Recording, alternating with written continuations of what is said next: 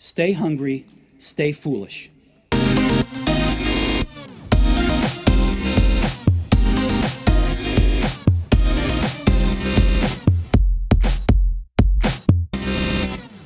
"52 years ago, our guest foresaw and implemented the foundations for the world's first trillion-dollar organization. Back then, Visa was little more than a set of unorthodox convictions about organizations slowly growing in the mind of a young corporate rebel. Today, according to the Visa 2019 annual report, payments and cash volume for the year was a staggering $11.6 trillion. Transactions processed on Visa's networks totaled $138.3 trillion. And the year saw some 3.4 billion Visa cards in operation. Our guest is the man who imagined this reality, who had a once deemed impossible vision 52 years ago, a vision which has become a concrete reality today. He is a man who has a different view on what the next 50 years can deliver, but that vision will require a radical shift in mindset for every single one of us. His book, One from Many, is much more than the story of the scarcely believable events that brought Visa into being and led to its extraordinary success. It is also the story of an introverted small-town child, passionate to read, dream, and wander the woods, the youngest of 6 born to parents but with an 8th grade education. It is a story of confinement and boredom in school and church, along with sharp, rising awareness of the chasm between how institutions profess to function and how they actually do, what they claim to do for people and what they actually do to them. It is about 3 compelling questions arising from that awareness that came to dominate his life. Why are institutions everywhere, whether political, commercial, or social, increasingly unable to manage their affairs? Why are individuals everywhere increasingly in conflict with and alienated from the institutions of which they are part? Why are society and the biosphere increasingly in disarray? This is the story of a lifelong search for the answers to those questions. It is a story of harboring 4 beasts that inevitably devour their keeper: ego, envy, avarice, and ambition, and of their great bargain trading ego for humility, envy for equanimity, avarice for time, and ambition for liberty. It is a story of events impossible to foresee that sent a man of 92, at the time 55, on an odyssey, more than improbable than Visa, and infinitely more important. At 92, he is still in the midst of that odyssey. Beyond all else, it is the story of the future, of something trying to happen, of a 400-year-old age rattling in its deathbed as another struggles to be born. It is not the story of today's guest, although he is central to it. It is not just your story or my story. It is a story of all of us. It is such an immense honor to welcome the founder and CEO Emeritus of Visa and the author of the pioneering work, The Birth of the Chaordic Age, and its updated version, One from Many, Visa and the Rise of the Chaordic Organization. Dee Hock, a very warm welcome to the show. Well, thank you, Aidan. Thank you for inviting me, and very nice introduction. It's fantastic to have you on the show, Dee. I know I've been chasing you for many years. When I discovered the book, I just had to have you on, but it's going to be a multi-part show, a multi-part series, because there's so much to tell. And what we're aiming for is to share the years preceding Visa, your background, those formative years, the concepts marinating in your mind, and the struggles you had with a control-obsessed world. Then we'll turn to the next 50, when you left Visa, why you left, why you listened to that inner voice that you refer to throughout the book as monkey mind, and what we all need to do to make order from today's incessant chaos. Before we share those early years, let's share some concepts, lenses, if you will, through which the listener can view your story, Dee. For example, your thoughts regarding control. You tell us control requires denial of life.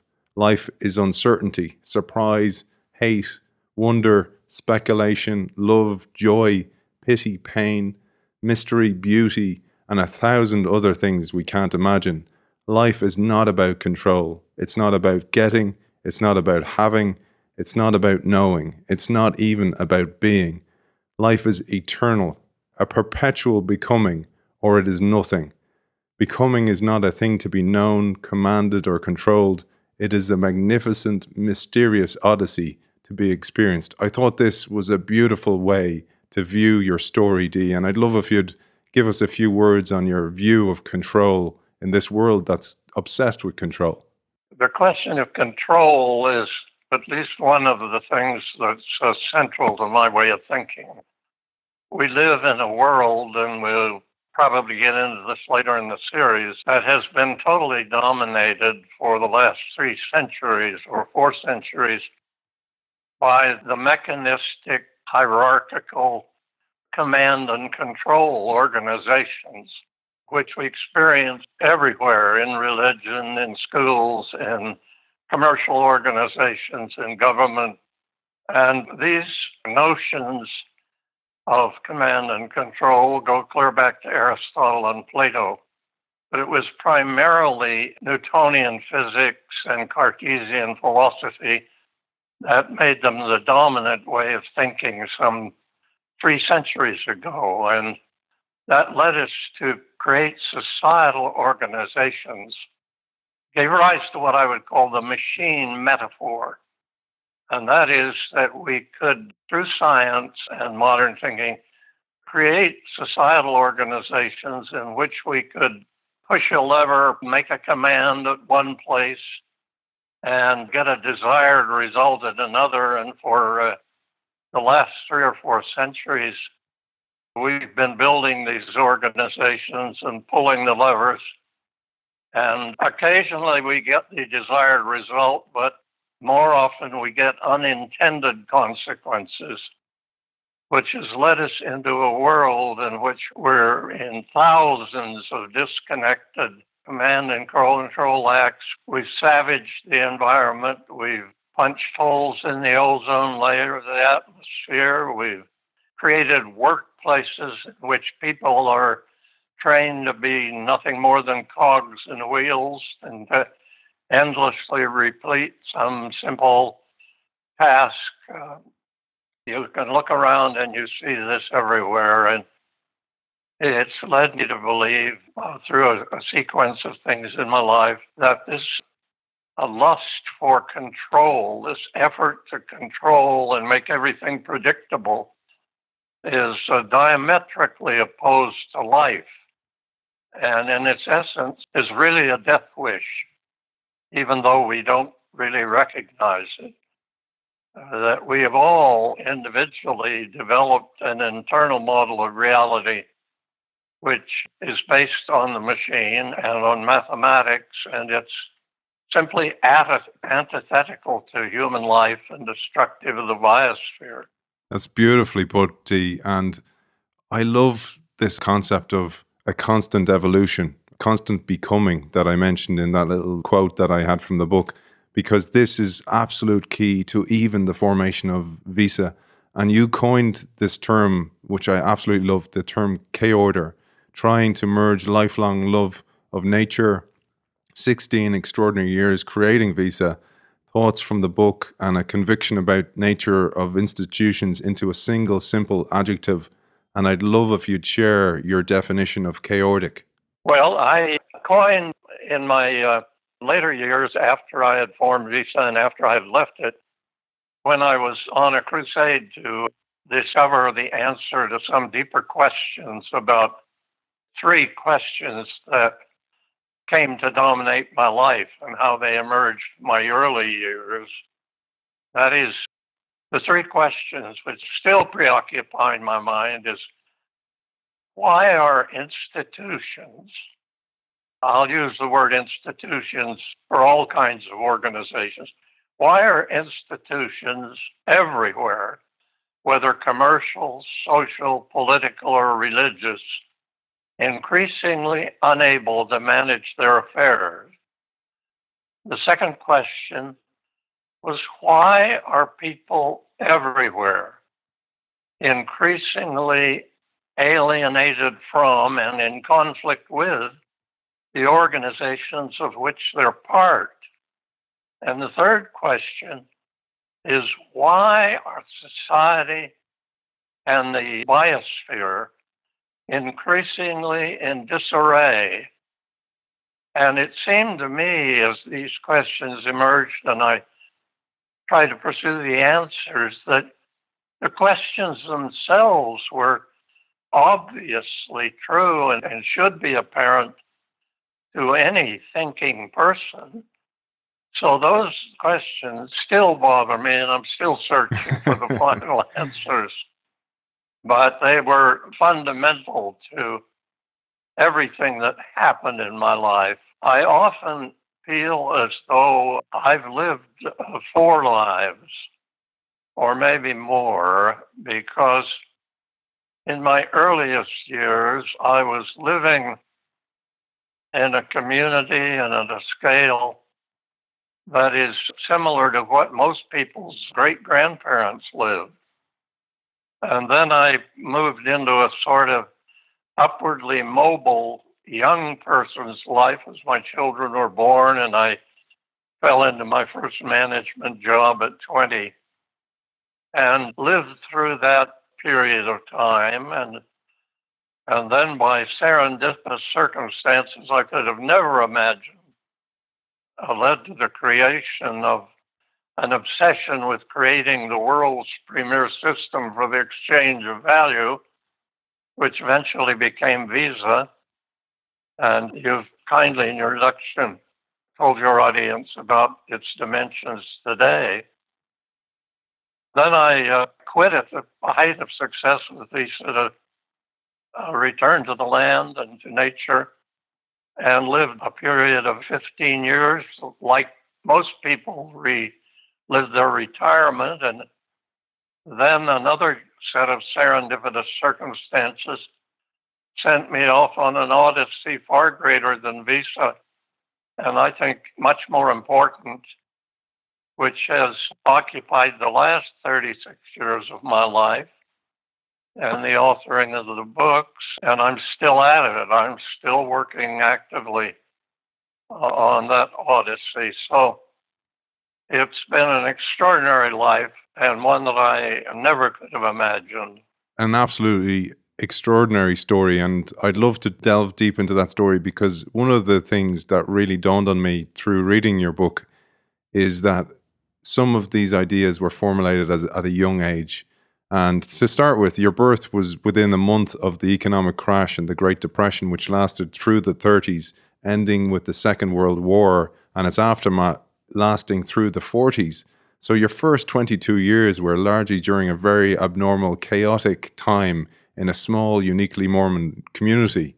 But I thought a great way to start was the story of you moving house, where your family literally moved the house. They picked it up and brought it to another place. And just to guide the listener here, there was 6 kids, 2 kids died, and some examples of the mindset you grew up with is epitomized by phrases like riches are not in the number of possessions, but the fewness of wants, wish not, want not, and money's manure, it's no good unless you spread it, just to give context to your early years. And I'd love if you shared those early years, Dee.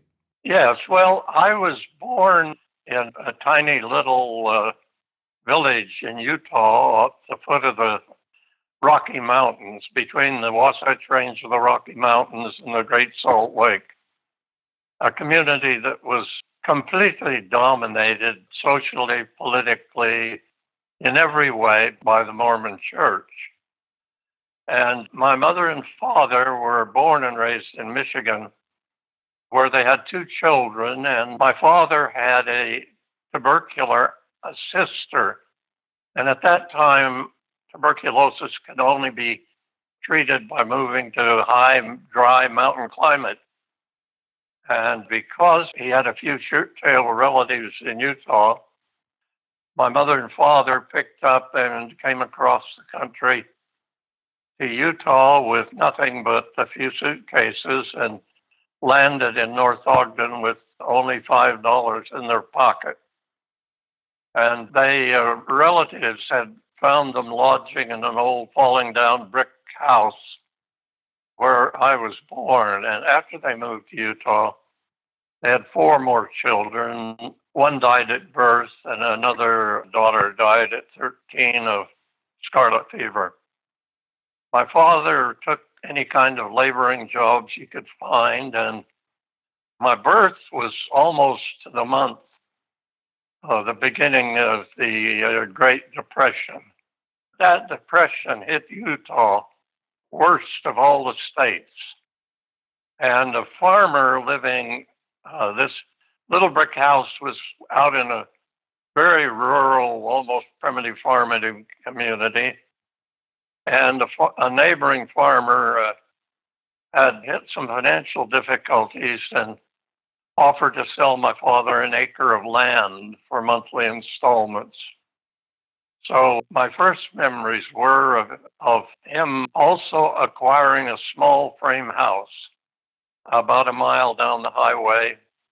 And with teams of horses and manual labor, they jacked it up and rolled it on telephone poles down the highway, cut off the poles and embedded them in sections in the ground, and then lowered the little frame house onto that wooden foundation. The house itself was no more than 1,000 square feet, one large room, semi-divided into living and kitchen, no sink, no running water, no plumbing. We carried water for the house quarter of a mile along the road in 5-gallon cans, and only had a wooden heating stove and a wooden burning stove. Hot water had to be heated on top of the stove in pans. And with no indoor plumbing, nothing but an outhouse 100 feet or so away on the acre of land. My parents and the 4 children were raised there. There was a screened-in sleeping porch, unheated, and the whole family slept there. In my parents in a double bed. I was in a crib until I was probably 5 or 6 years old, and my sisters were in another bed. It gives you some idea of the conditions. While we weren't poor, or I never felt poor, we were certainly near the bottom of the economic circumstances in this little community of 400 or 500 people. Our acre then, we developed large garden, berry patch, raspberries, kept a cow, kept chickens for eggs and meat, raised rabbits for meat. Nothing, absolutely nothing was wasted. Every button was cut from worn-out clothing. Every piece of string was rolled up in a ball. Baling wire from hay for the cow was collected. Every scrap of leather was saved to resole shoes. Flour was sold in large colored sacks, and the sacks were used to make shirts and dresses, all by hand.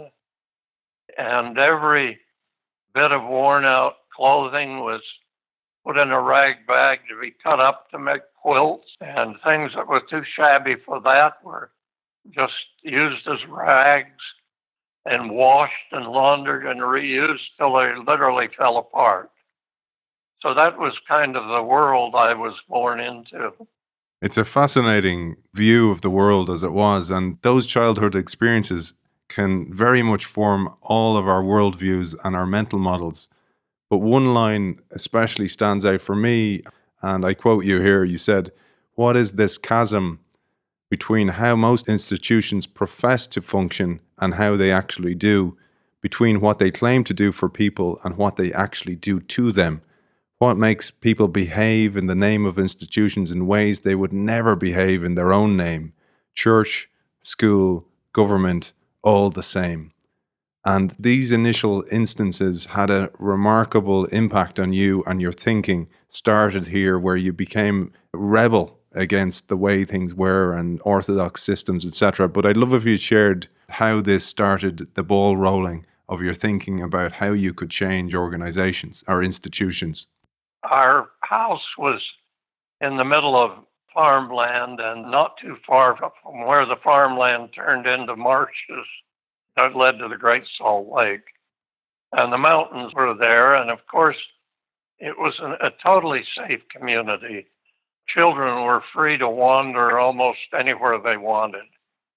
I, early on, never felt I belonged in that family. My father was very tall and physically oriented, and I was somewhat introverted and loved to be alone and wander outside in the fields and adjoining woods. And I was not close to my father. We were constantly confronting one another. He was of the school that said, there's only one way, one right way to do everything. And of course, that was his way. And I was always resented that. And he and I were in conflict most of our lives, not physical, but otherwise. So I fell deeply in love with nature. I just was intrigued by the countless varieties of insects and life and so on. And also, I learned to read for some reason I can't even remember before I went to school. And reading became another endless great passion of mine. So I wasn't close to any of my siblings. The only brother was 18 when I was born. I never knew him. He married and moved back to Michigan. And I wasn't close to either of my sisters. So I lived pretty much an internal life in those early years before school and church. So I suppose the feeling of being alienated from organizations had its early genesis in the family. I was well treated. I was not in any way abused, but I just didn't have a sense of belonging. And with school and church came just incredible boredom and sense of confinement. I didn't like to be confined indoors. I wanted to be outdoors. So this sense of boredom, of alienation. I knew almost everybody in the town, or a lot of them, and I knew how they behaved as individuals, but put them in the church building and they behaved entirely differently. And also in school, I knew how most of my teachers lived, and they were fine people. Put them in a classroom, and they become, in my view, tyrants. And the same thing in the church, saying this is what you must believe. And so with school and church, I saw such a clear distinction even then between nature and human beings. Nature never seemed to have this problem. There was no principal blackbird in a flock. There was no president tree in the forest. And yet everything was competition and cooperation in nature. The two just seemed constantly blended. But move people into an organization of any kind, and the divisiveness started. It was either this or that. It was either true or it was false. It was either right or it was wrong. It was good or it was bad. My mindset, these opposites always blended into one another. And I couldn't have articulated it this way at that time because I was very young. But that's where all these sensations or feelings emerged. It was also a community in which I never heard the word rights. I never knew anybody had any rights. But I certainly heard a lot about responsibilities. Responsibilities to family, to friends, to neighbors, to church, to schools, to the state, to everything. Work ethic was a huge thing in your life, and you proved that in the formation of Visa, but it started at a very young age. One of the homilies that was repeated to me endlessly was root hog or die, meaning you took care and earned your own living or you didn't. So from the time I can remember almost as a toddler, I had chores. I had feed rabbits, feed chickens, work in the garden, get up at 5 a.m. with my parents to pick raspberries. So work was just something I was born into and accepted as the essential element of what a man did or what a woman did. Endless chores around the house to picking fruit at the piecework, picking cherries and strawberries, beans, all kinds of vegetables. And because of the war, children were able to get jobs of that kind very early. So every summer of my life was that I can remember, even before I started school, was involved in that kind of work. And at 12 years of age, I got my first, salaried job working on a neighbor's farm for 20 cents an hour. And the first nickel raise looked monumental to me. So I worked 2 years on that farm. At 14, I forged a birth certificate.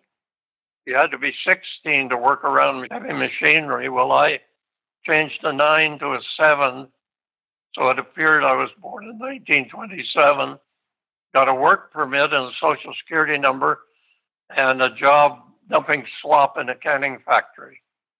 And every summer I worked as a cleanup man in a dairy, at a war depot, dipping chains in tar in 90-degree heat. I worked in a labor pool at a slaughterhouse, killing animals and dissecting them for meat. I worked spraying orchards another summer, and at 19, shortly before marriage, I was hoeing up mortar in a wheelbarrow and keeping 3 bricklayers supplied with mortar and bricks. I can remember being so proud of being able to do it, a man's work, when I was 14 years old. So I had a life of manual labor. A fortuitous sports injury led you to a serendipitous moment. One of your teachers in school spotted the talent in you, that you had this opportunity to be a debater. And debating ended up leading you to college, which was instrumental in your future. In school, I, of course, as a young fellow, was deeply into sports. At that time, the first 2 years of high school was at what's called junior high school, attached to the middle school and elementary school. And we went to the county high school only for the final 2 years. In junior high school, I was guard on a basketball team and a pitcher on a baseball team, and dreamed of being a star at the high school on the teams, and a life pretty much of sports. I was also deeply into hunting and fishing because that was a way of putting food on the table. But when I went to high school, I went out for the football team. I'd never played tackle football. I had no equipment, so I had to use old used equipment the school provided. And unfortunately, early in the football season, I experienced a concussion and also bruised the muscle in my lower leg from my knee to my ankle, turned black and blue, and I therefore could not continue with football, and that ended my sporting career. But at the high school, fortunately, was the dean of men, it was called, dean of the boys, and he was from my community, and he knew of my passion for reading. I became a speed reader and read eclectically and collected books from the time I was 5 or 6 years old. And that had developed a substantial vocabulary. The way I described my school years, and this applied to all of them, was that I was a young man who simply would not conform. So that put me in conflict with all these organizations. And I loved to learn. I was passionate to learn, but I hated to be taught. I wanted to learn on my own, in my own way. But this dean got to me and persuaded me to look at getting on the debate team. And at that time, forensics and public speaking was very, very strong part of the Mormon school systems. And they had debate tournaments that were the equivalent of athletic tournaments, culminating in a state championship. So I fell in love with debating. The idea of having to look at both the affirmative and negative sides of major questions like universal military training. Every year, all high schools in the nation would have a common debate subject so they could have tournaments. And in a debate tournament, you alternated sides. You would meet another team and you would take the affirmative, they'd take the negative. In the next round, you would have to take the negative side of the question and they would have to take the affirmative. Well, I fell in love with debating, and in my senior year, my partner and I entered, of course, the annual state competition, which was conducted at a series of regional tournaments, and then the winners of those tournaments went on to debate for the state championship. And my partner and I won 8 consecutive rounds to win our regional tournament. Then we went to the state tournament and another 8 consecutive rounds to win the state championship. And I also was able to take a second place in extemporaneous speaking. Well, that was the first time in my life that I realized maybe I had more abilities than I really thought I had, which was an enormous boost to someone like me. And my parents both had to leave school in the 8th grade to help support their families. We were not a bookish family, so I don't know why I fell into it, but no one in our family had ever gone to college. So as a result of the state championship, I got a small stipend and some scholarship to attend the small junior college in Ogden, then called Weber College. It's now Weber State University. And there I continued to debate and with my partner won a national junior college debate tournament. Meanwhile, I have to go back a little bit, and my first big love was nature. My second big obsession was passion for reading and literature. And the third was an extremely beautiful brown-eyed girl from a neighboring community, Pleasant View. She was the 11th of 12 children raised on a tiny 40-acre farm in a house no larger than the one I was raised in. She was a straight-A student. I was a mediocre student getting an A's in everything I liked and content with a B or a C in courses that bored me. But we were both in the same classroom in rows of desks where the back of one desk was the front of another. And in the way of all small boys seeking attention, I snuck my hand behind me, thinking I would tip her books onto the floor and create a little ruckus. And without any expression at all in her beautiful eyes or the slightest word to me with her fingernails, she put 4 bloody crescent moons in the back of my hand.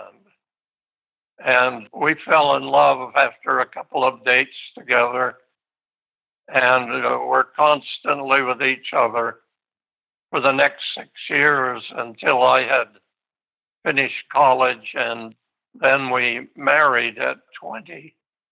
At that time, when we married, I was carrying hod for the bricklayers, and she could not go to college because her father died in high school, and she had to go to work as a seamstress in a tailoring mill in order to help support her mother and younger sister. But at 20, we decided the time had come, and I was carrying hod, and she was still working as a seamstress. I remember vividly. As the winter approached, of course, mortar tended to freeze, and bricklaying came to a halt, so I was out of work. Simultaneously, her mill caught fire and burned down, and she was out of work. So we were newly married, living in a basement apartment for which we paid $50 a month, and we didn't have a penny to our name. We were just literally desperate.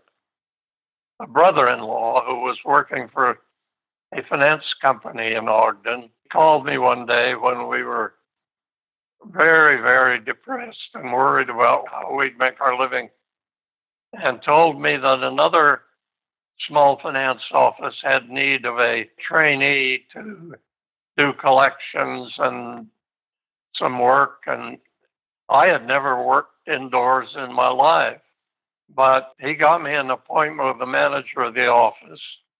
The manager of the office seemed to like me and told me I had to drive to Salt Lake City to interview the supervisor. And my wife and I had an old car, a 34 Chevrolet we'd bought for $200, and we set out for Salt Lake, and halfway there, the muffler fell out of the car. So I had no choice but to rip it off and throw it aside, and we went roaring into Salt Lake like a diesel truck with no muffler on the car. And the supervisor, I was only 20 years old. I was a couple of months shy of my 21st birthday, or a few months, 6 months shy. He liked me, and so I obtained a job as a apprentice in this small finance office. Just had a manager and myself and one clerk. And by circumstances just couldn't have predicted, 6 months after I went to work there, the manager suddenly quit to move to Idaho and go in the insurance business. And they didn't have any trained people in the office in Salt Lake. So the supervisor made me acting or manager of the office 2 months before my 21st birthday. And it was quite an experience. So I decided I might as well do it. I really couldn't believe that you could make money sitting in an office in clean clothes. I'd never experienced anything like it. So I managed to hire an assistant myself who was as young as I was. And when I started out managing that office, the average age of the 3 employees was a little below 21. This was a branch of a company headquartered in Los Angeles. So I paid no attention to the operating manual. I just literally threw it in the trash can and set to work to run this office as circumstances and ingenuity and my ability would allow. And within a year, it was leading the 200 offices in the country in growth of volume of business, in lowest delinquency, and in loss recoveries from previous bad loans.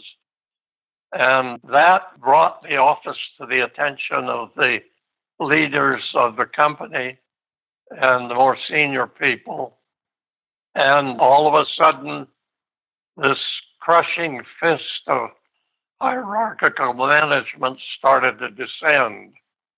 The supervisors would come in and complain that I wasn't following the procedures in the manual and seemingly ignore the results I was getting. They were paying me only $200 a month, and my wife was back to work making $100 a month. But the management, their attitude was, well, if we let you violate the manual, everybody else will start violating the manual, and then where will we be? And my reaction was, well, you'd probably be in paradise if they could emulate what we're achieving here. But it didn't make any difference. It's what I call successful business failure, where the results are excellent, but the organization is so mechanical and control-minded that it can't tolerate deviation. So whether you were on the good side of deviation or the bad side, you were criticized and frowned on, if not outright fired, by these organizations which I had grown to detest. But at that stage in my life, I could see these things clearly. I could experience them, but I hadn't gotten far enough along in my life to really become obsessed trying to find out why society was so organized. You had many battles with corporate wolves, as you call them, Dee. You were betrayed, ostracized, and taken advantage of. Much like any change maker, the pioneers take the arrows.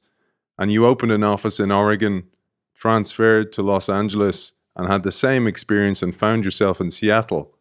From 23, you tried to climb the corporate ladder, and over a period of 16 years, despite getting extraordinary results by unorthodox methods, you always found yourself clashing with the status quo. But those years were fundamental in preparing you for what was to come and turned your interest in the 3 questions from interest into obsession. I'd love if you shared the period of this 16 years. Despite these results, you constantly clashed with the status quo.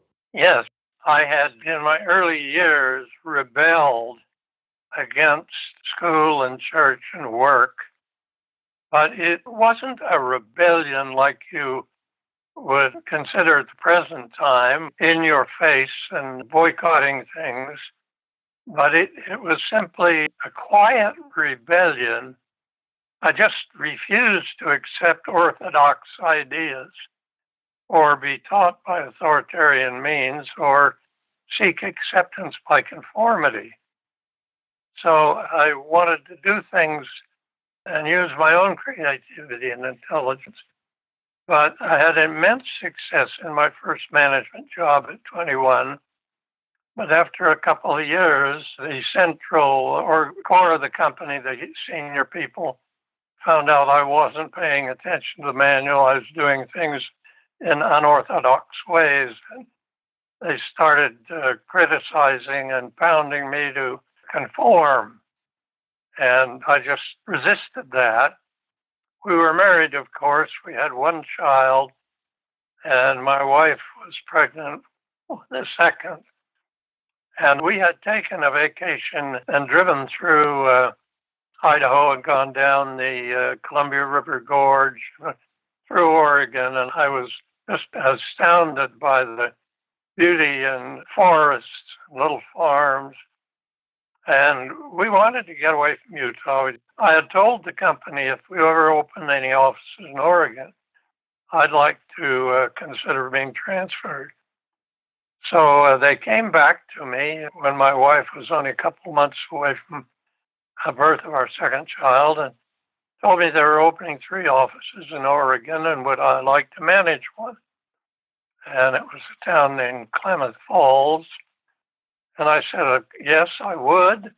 But they, at that time, said, well, you've got to realize this transfer is at your request, so we can't pay any of your moving expenses, pay for you to go up and look at it. So you'll just have to say yes or no. And I just didn't realize that was a good indication that it was a centralized bureaucracy and had no concern for the people that worked for it. But at any rate, I accepted, drove to the town, and I was appalled at it because it wasn't in the beautiful wooded country. It was higher up on the inland plain, and the beautiful lake that you could see on maps turned out to be full of algae, and it's on the edge of an Indian reservation.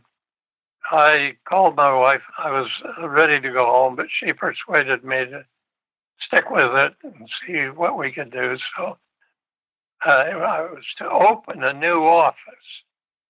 So I went to Seattle for a little training, then went to Klamath Falls, opened the office.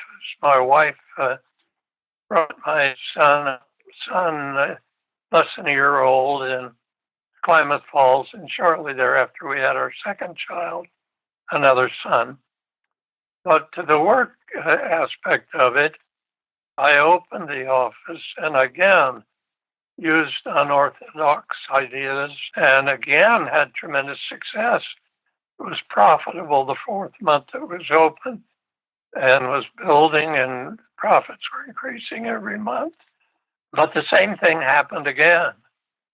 I had a supervisor who was turned out to be an alcoholic who'd come down to supervise the office and step out to his car every once in a while for a drink. And he was of the same idea, the old command and control. Why wasn't I following procedures? Why wasn't I doing things as they ought to be done? And I'd been promised a raise. He came down. I asked him why I hadn't received it. He professed that my personnel file had been lost at the home office, and until they found it, they couldn't do anything. Well, he was lying, and I knew he was lying. So I asked him if he would mind taking a quarter hour or so to have some coffee, and told him that while you're gone, I'll find the personnel file, if that's all that's holding up the raise. He took offense, and to make a long story short, we were at odds with one another. So they offered me a transfer to Los Angeles as an assistant to the head of advertising and promotion. And I was pretty naive, young at that age. I had no idea what Los Angeles was like. I was still busy hunting and fishing and enjoying nature, because that was one of the benefits of living in this little Oregon mountain town. So I took off for Los Angeles to meet people, and my wife was to fly down later with our two young boys, both toddlers. And I located a duplex to live in the outskirts of Los Angeles. But I was simply appalled when we got there because the massive traffic. It was in the early days when smog was so thick that you couldn't see more than a block. Everybody in Los Angeles at that time burned their household trash in incinerators in the backyard, and that combined with exhaust from cars and industrial pollutants reduced visibility often to about a city block. You could even see it in your house, kind of a bluish haze. And when you were driving a car, couldn't rub your eyes or the pollutants got into them and you'd be watering and crying. So you couldn't drive, you'd have to pull over. And I was appalled at the area. I hated it. I had to give up all my hunting and fishing. But I was there and had no money and was pretty much trapped. And I found the same problem. I was reporting to supposedly in charge of doing the marketing and helping open new offices where I would travel to the office and work with the manager to get him to understand how to open offices and how to build them. But again, the same thing happened. I found myself in this 12th floor building in downtown LA because of my extensive debating background and speaking ability. I ended up, one of my duties was writing speeches for executives of the company. And even at times writing letters they could sign. And I thought that was criminal. Why should executives of companies take all my ideas and my work and my abilities and present it as theirs and take all the credit? To me, it was abusive. But anyway, manager I reported to, I had no respect for. He would fabricate business trips, say, to Detroit when he was really going there to pick up a car he'd bought and drive it back to Los Angeles. I realized after a year or two that the character and nature of the management of the company was just contrary to the way I believed and had grown up and the things I wanted to do. And I think it's important to realize that because of my upbringing, I had never tasted alcohol till I was nearly 20.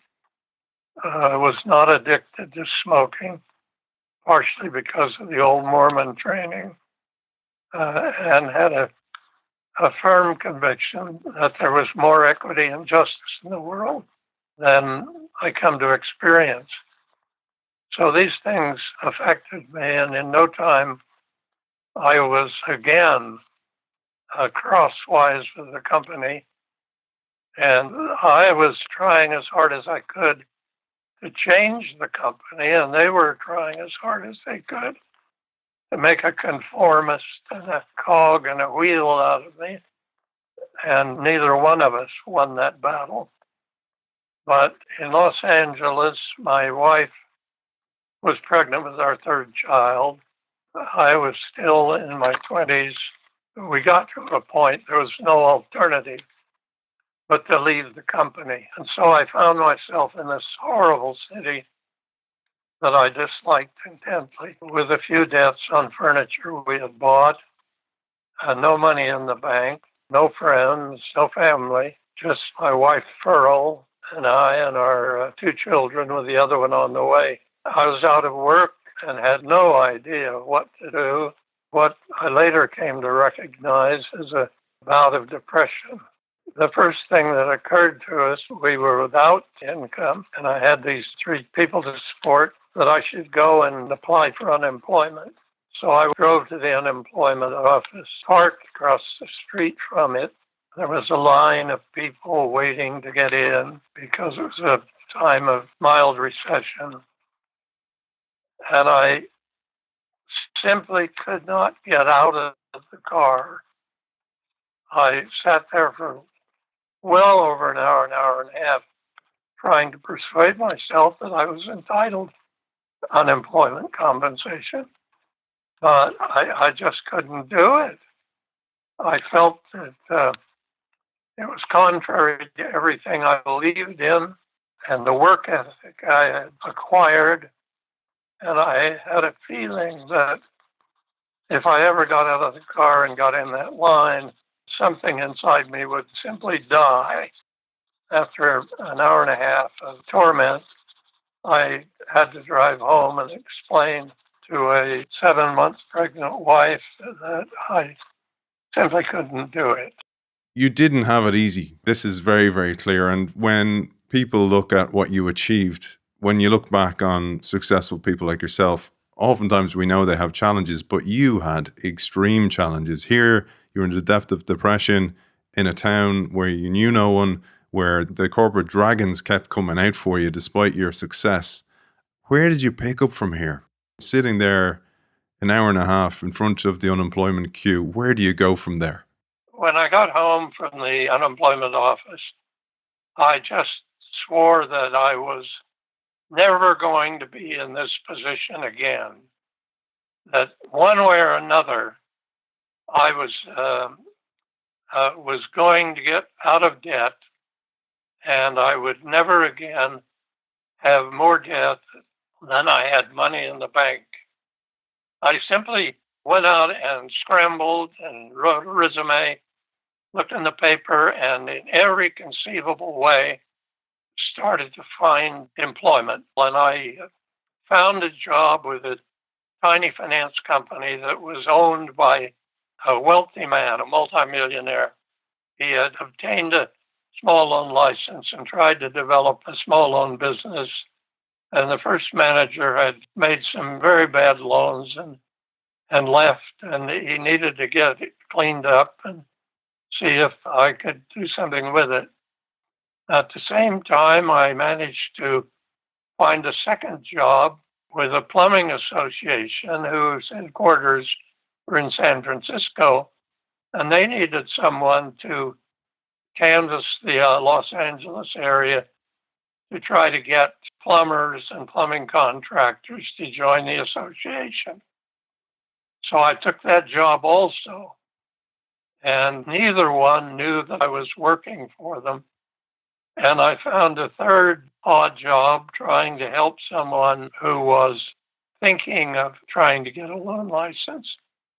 And because all of these required me to be outside a lot in the finance company and collecting accounts, I could actually work all three jobs without any of them knowing I was working another job.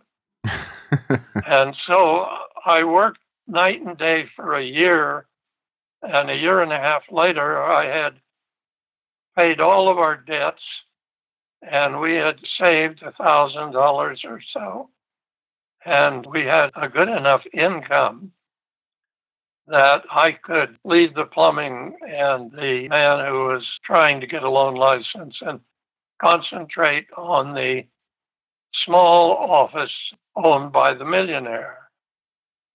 So I started working that job full time, but I had developed a number of habits from my work at this point. To go back a little, my passion with reading before these events, way back when I had my first job, I had continued constant reading.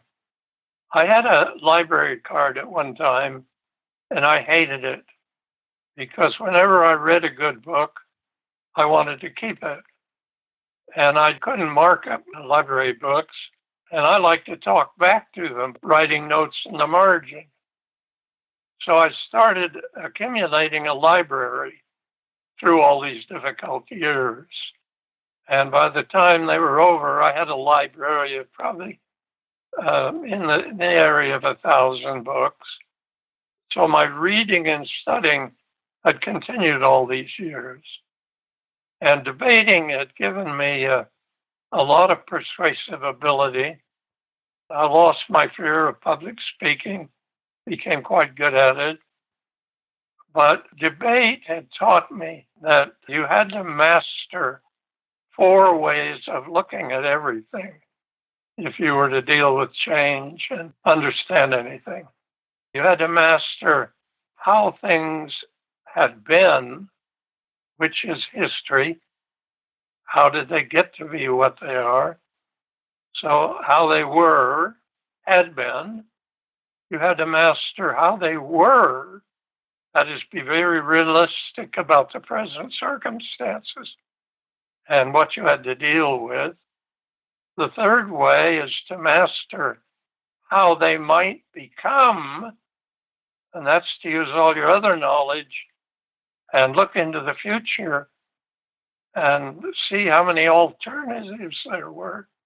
And the fourth way, which fascinated me and shaped my life, was to look at how things ought to be. And when you get into how things ought to be, you get into all kinds of morality and ethics and equity and fairness.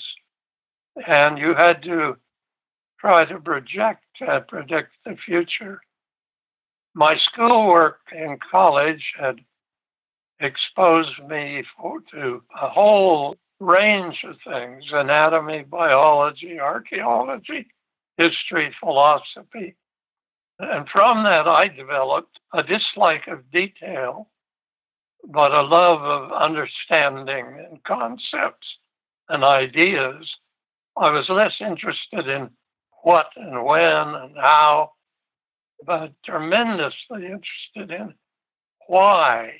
Once I had in Los Angeles this small office cleaned up and beginning to grow again, the owner of it came in one day and said he was really sorry, but he was bringing in an older man who would run the company, and I could continue to work there, but I would be under this older man who the owner thought could develop it much more rapidly and spread out. And this man was over me, proved to be someone who had been a senior executive in a finance office company that had offices throughout California that had somehow failed. I didn't really know how or when or why. Well, that was a betrayal, in my opinion. But I had to live with it because I needed to make a living. So I decided to make the best of it. This new man came in, immediately persuaded the owner to take over the leases on 3 of the offices of the former company because they were vacant now, and persuaded him that he could do this work better by buying non-recourse contracts from auto dealers covering the sale of cars. So he took the company in a very different direction than I thought was right, but I decided to stay with it and see what happened. The new man would handle all the relationships with the owner and with the bank and opening offices, and I would be supervising them, the credits and collections. So my first supervision, some months after we started, took me to the 3 different offices in the outlying areas of Los Angeles. And I was just appalled at the quality of the contracts they were buying and the volume with which they were buying them. So I wrote a rather critical review of it all, gave it to the man I was now working for, and he said, "Oh, no, that was not possible. He didn't agree with me," and so on, and ordered me not to show it to the owner of the company. Said he would take care of it, discuss it, and we would go on. So we continued down that path. After then, he disappeared. The owner came to me and said, asked me if I would take over the whole thing once again, promised me 10% of the profits if I were successful, and gave virtually no raise at that time. And I remember asking him, his name was Bill Bannerman. I said, "Bill, why is it that people like yourself will pay so much money to get into trouble and so little money to get out of it?" And he, of course, had no real good answer. But anyway, I took charge of the company again. One of the offices this boss of mine had opened was within 3 or 4 miles of my home, which was across town from the small loan office that I had originally been working to build. I immediately moved all of the bad paper and contracts and the remnants of the small finance company into the office near my home, got out of the leases as best I could, disposed of all the furniture in the other offices, and concentrated in this one office of cleaning it up and seeing if I could salvage it. And during those years, I had developed some habits that served me well throughout my life. And that was, I never, in all my schooling, took any homework home. I found I could get passable grades by just attending classes, doing my own independent reading. So I sort of compartmentalized life. School and church, I would never let interfere with my home life and my family and my relationships with Furl. And I felt that I would work as long and hard as I could in the business offices during the day and into the evening, but I absolutely refused to take it home or to do anything on weekends. I felt that that time belonged to me, and I was not going to pollute it with the other side of my life. So I set to work, and over the next few years, I managed to clean up all the bad debt and, in fact, recover a fair amount from former customers who defaulted. I managed to build the office up as I had done in Utah and Klamath Falls until it was profitable. Of course, the way you built receivables was by getting a line of credit from a bank.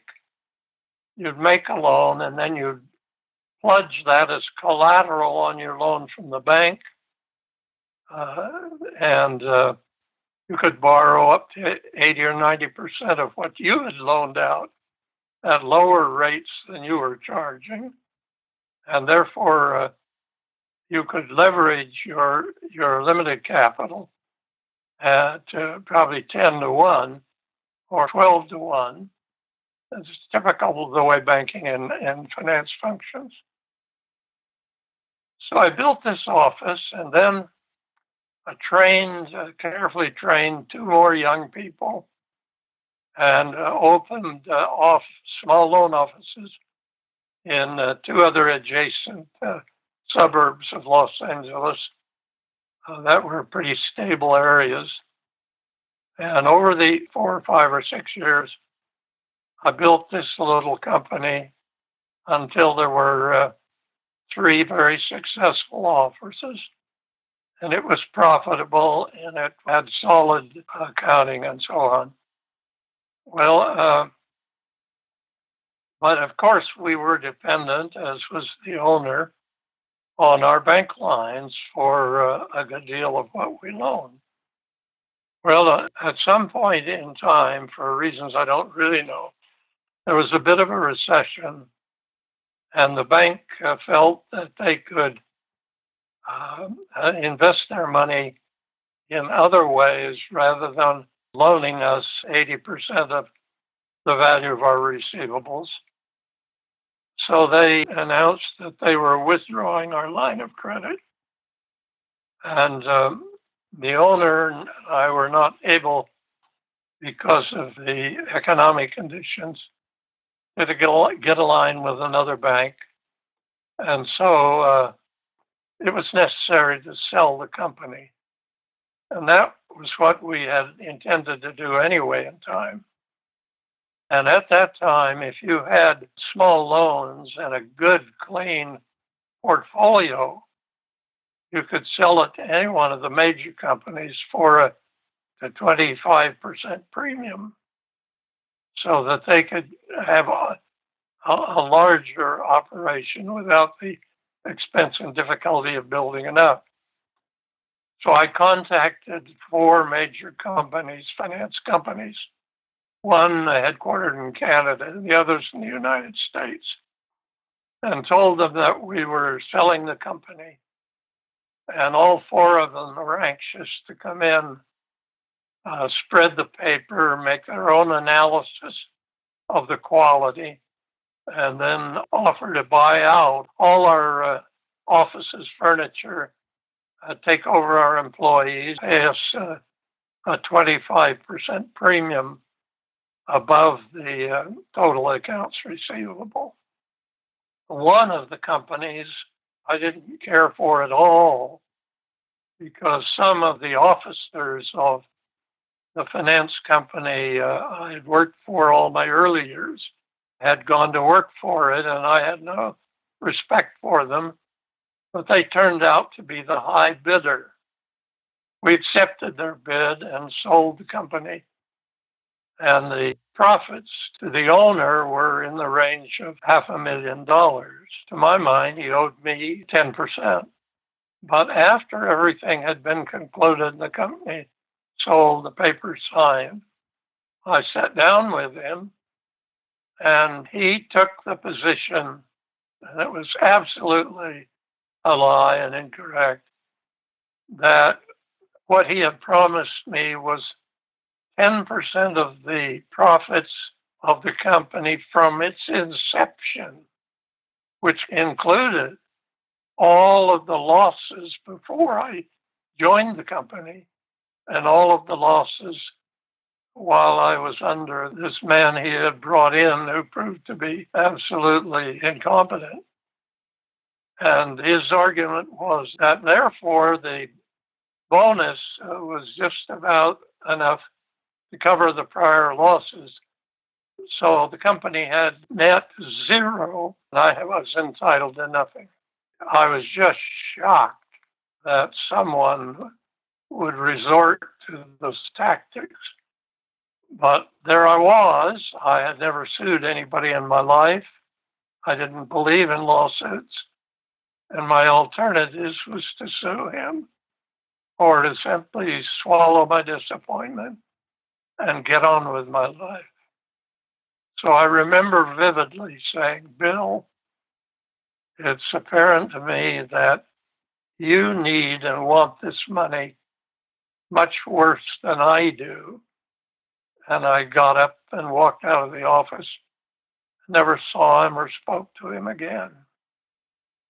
But by fortuitous circumstances, one of the companies that was an unsuccessful bidder came to me and asked me if I would like to go to work for them, supervising their entry into the small loan business in 4 Northwest states.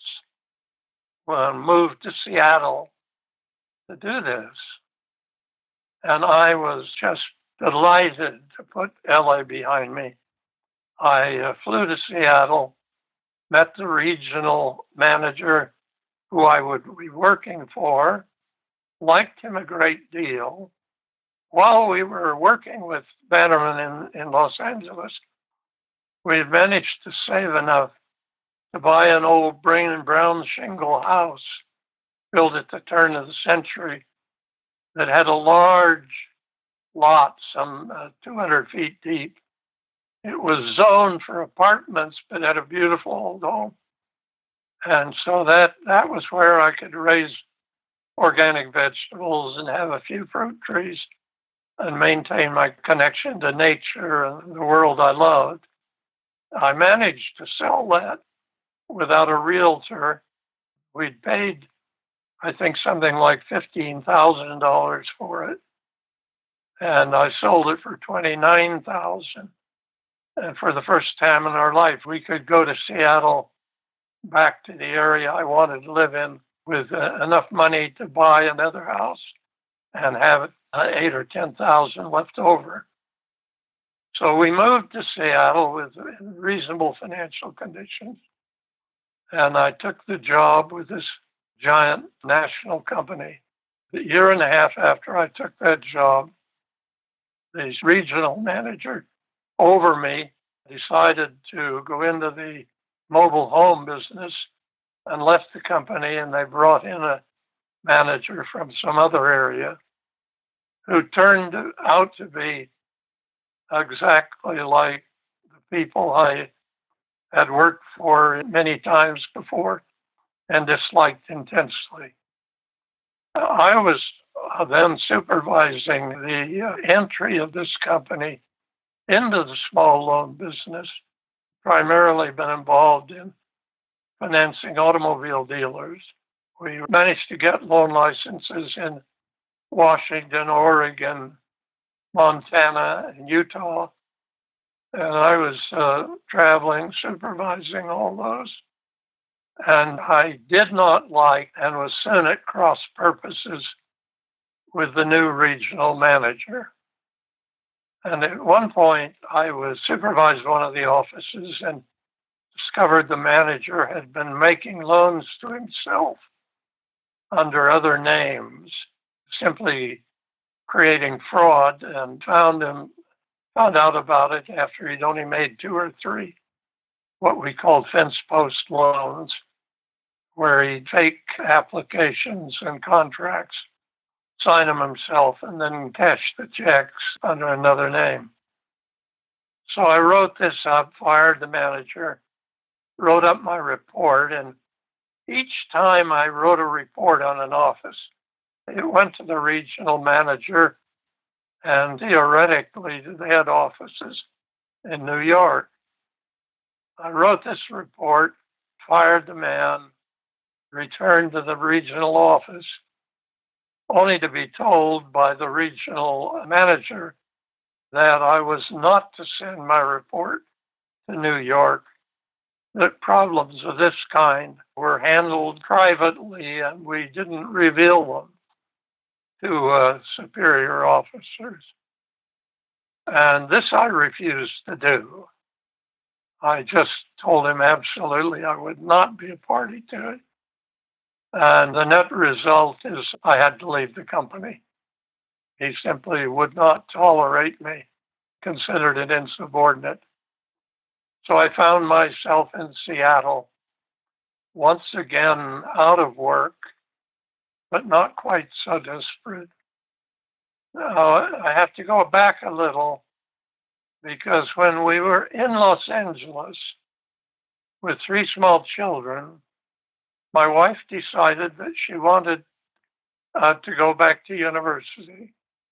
So she enrolled in a local university as a freshman to get a teaching certificate with a major in speech and hearing therapy, so she could work with children with disabilities in the school systems. She was finished 1 year in Los Angeles, and when we moved to Seattle, she registered again at the local community college, finished her 2nd year while I was working for the big company, and had enrolled in University of Washington to finish her 2 years and get her degree. We sat down and talked over what we ought to do. I made a decision that I was going to no longer try to climb the corporate ladders in the commercial world, that I would engage in what I called retirement on the job. I'd accept a lower salary than I'd been making. I would find a bank that was headquartered in Seattle, and I would make my judgment not on salary, but my appraisal of the quality of people that were running and working for the company. I would not cheat them at all. I would give them a full value for their money, but I knew that I could take almost any job in banking and do a creditable job with 1/4 of my intellect and abilities and time. Therefore, I would use the rest of my time at things I enjoyed, which is nature and backpacking, organic gardening. And while I was in Los Angeles, I taught myself to paint with oils, and I loved that. And I would concentrate on my family that I adored, on my extracurricular activities, things I loved to do. And she would go to work as soon as she was out of university in the local school system. And between the 2 of us, we thought we would be able to educate our children without their having to go into debt. Your description there of life will ring true to so many people, so many listeners listen to the show. And we're going to get into that philosophy and your philosophies of how to deal with that, et cetera, because it's still happening. It's got even worse. The corporations have got bigger. But let's talk about what happened next, because the darkest days before the dawn, you're in that zone here. But let's talk about what you did next, and then we'll get into the end of this successful business failure and towards the birth of Visa. After we made the decision, I started contacting banks that were headquartered in Seattle. I didn't want to have to move out of the area and felt that if I found employment with somebody headquartered in Seattle, I could work there for the rest of my days and be happy because we love the Seattle area. And I started the process of interviewing. I interviewed with one or two that I felt were just simply too small to be able to do what I wanted to do. I interviewed the largest bank in Seattle. All my years of debating and collecting accounts had enabled me to develop some enormous skills. And one of them was to draw out people when I was taking loan applications and to be able to judge pretty accurately whether they were telling the truth.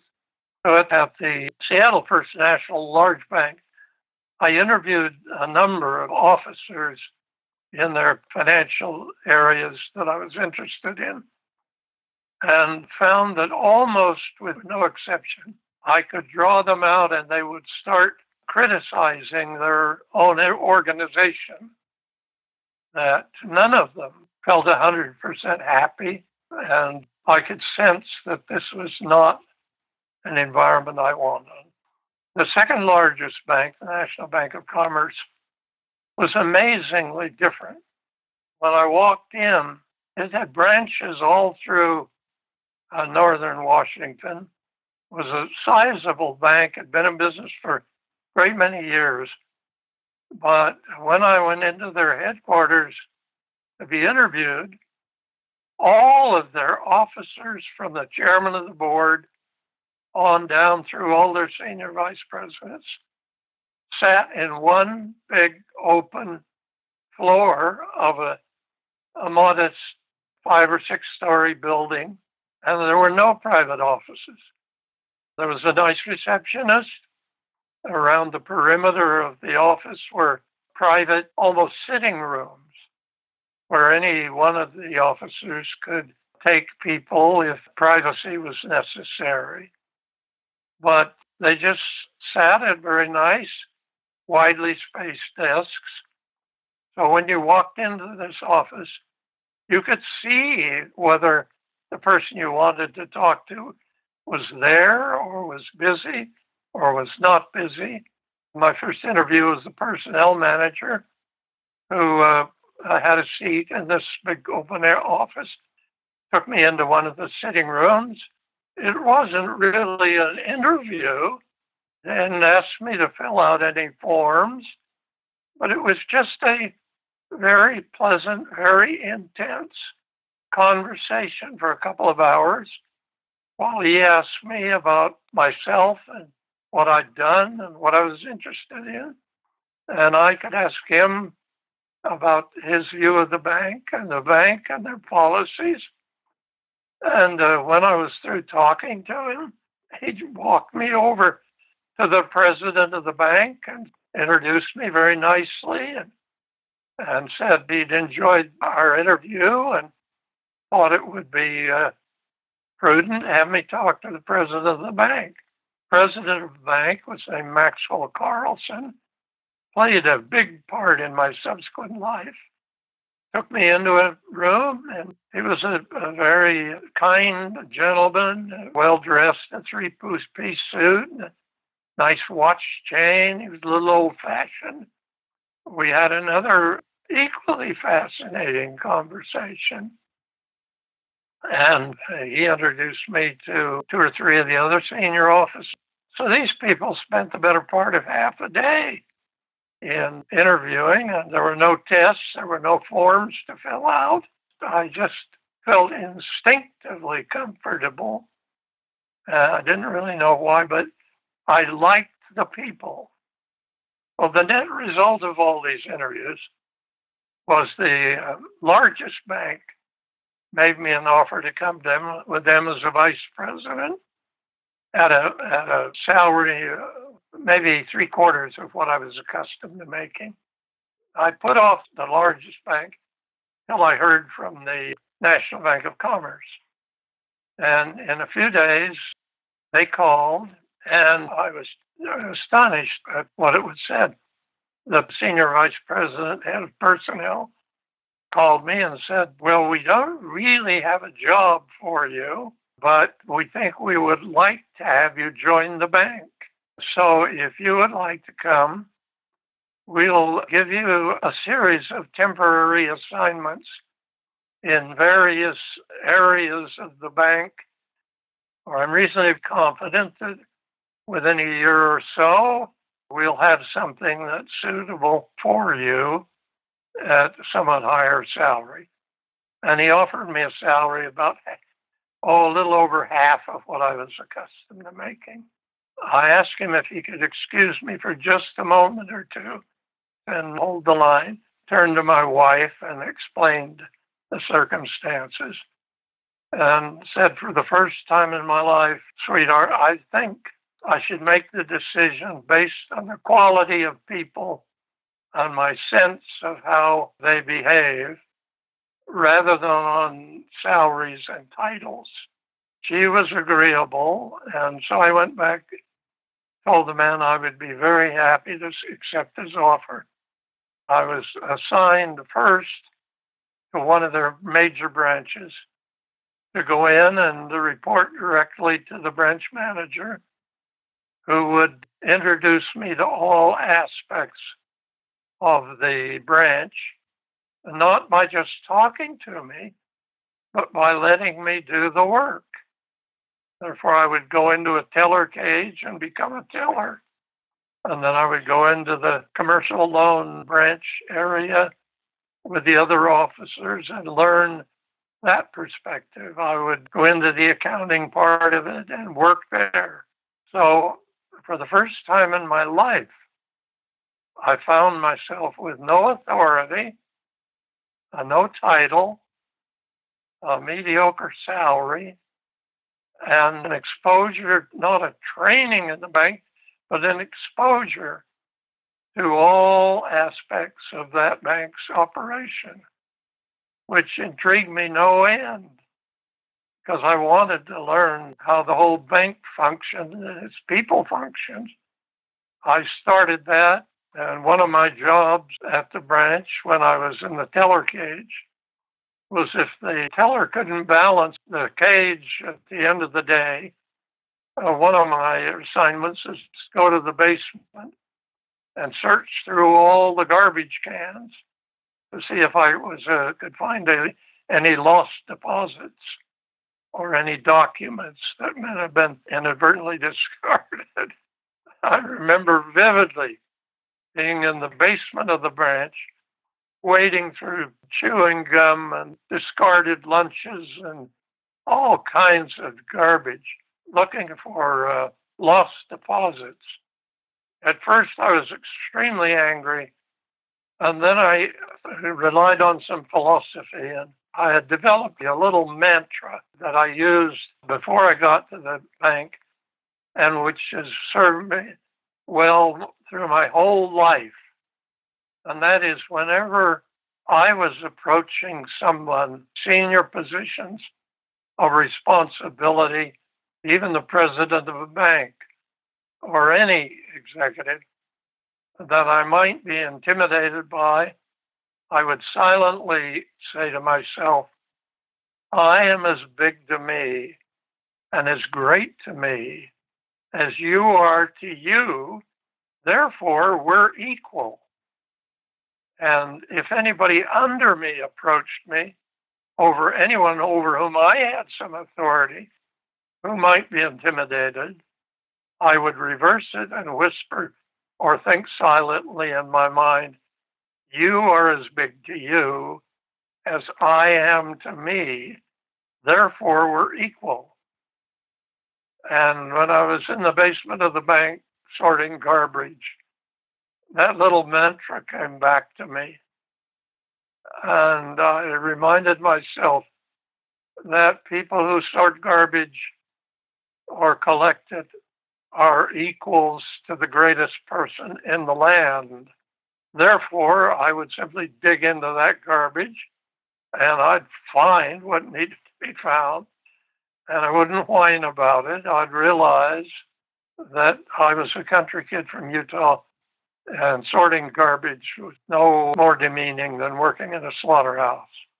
At the end of a year of this kind of life, and my wife finishing her education, Maxwell Carlson, who was the president of the bank, called me into his office and said, "Young man," that's the way he always addressed me, "we're very pleased with your time at the bank and hope you have found it reasonably pleasant and informative, but we are going to take a license from the Bank of America to issue Bank Americards.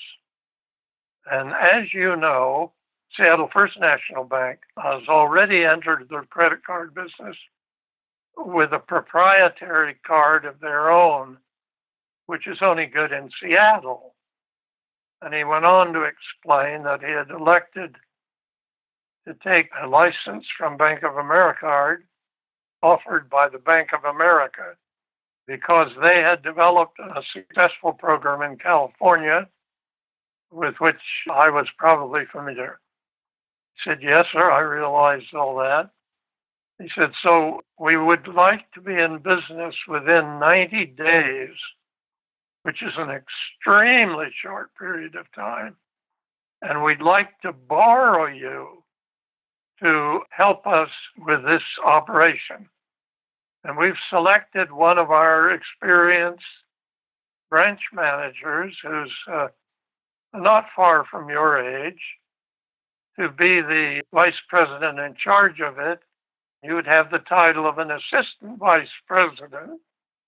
And the two of you, if you want to consider these assignments, would go to California with one of the senior vice presidents of the bank for a week of training."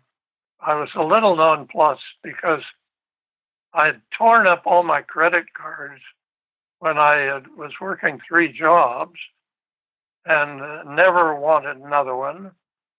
I had realized that the Bank of America, who had gone into the business while I was still in LA, had lost their shirt that had gone in the red for millions of dollars earlier in the 50s, had refused to get out of the business and reorganized it and eventually turned it into a statewide credit card that was very successful and profitable.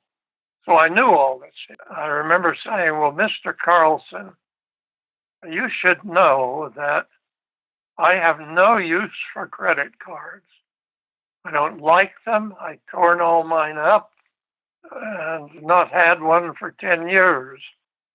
And you should also know that I've been running operations where I was the senior person for 16 years, and I think I would be a terrible assistant anything." He smiled at me and he simply said, "Well, young man, if that won't bother you too much, I don't think it will bother me." He said, "Why don't you meet Mr. Cummings, who was the branch manager he was assigning? Why don't you two have lunch together and see what you think of each other and what you think of the opportunities I think you would have?" So I said, "Well, Mr. Carlson, I'll be happy to do that." I met Bob Cummings, was his name, had lunch with him. We were immediately at odds. He was not thrilled with the idea of having some non-bank outsider be one of his principal officers in opening this. And I was not enthralled with the idea of being under a branch manager who I didn't consider had any idea of consumer credit. The more we talked, the more our initial antagonism faded. And I had the sense that Bob was a very bright man, very brilliant thinker, and a bit of a closet rebel himself. He became a little enthralled with my experience and understanding and a few of my unorthodox ideas that I shared with him. We both had a very high regard for Maxwell Carlson, the president of the bank, and we decided that if he felt this was the right thing for us, we had an obligation to him to at least try it.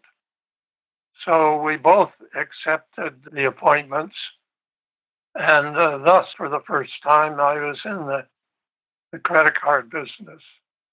And I didn't realize it at the time, fully realize it, that I was about to step on one of those little jeweled bearings on which a life can turn in a totally unexpected direction. Dee, they say the darkest day comes just before the dawn, and you were just about to retire on the job, as you call it. But then, I love this, you listened to your gut, you looked for good people and good vibes, good energy off people, you felt that, and you went with your gut. And only a year, 12 months after rifling through waste bins, you were on the verge of launching the world's first $1 trillion business. And I look forward to discussing that with you in depth and all your philosophies and theories that you baked into that business. Dee Hock, thank you very much. Thank you, and I look forward to continuing our discussion.